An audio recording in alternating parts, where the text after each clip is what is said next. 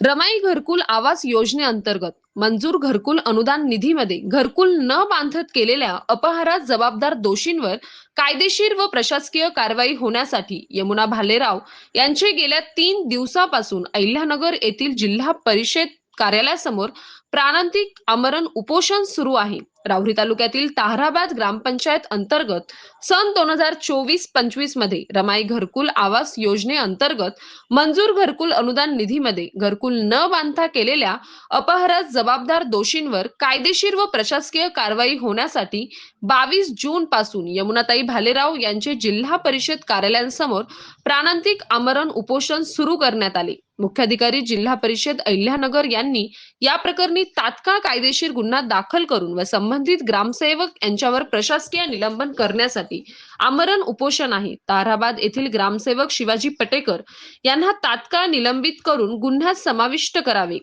रमाई घरकुल आवास योजनेच्या मंजूर निधीमध्ये अपहार करणारे लाभार्थी महेश गंगा विधाटे, प्रदीप गंगा विधाटे आणि जमीन मालक गंगा विधाटे यांच्यावर अपहरणाचा गुन्हा दाखल करावा.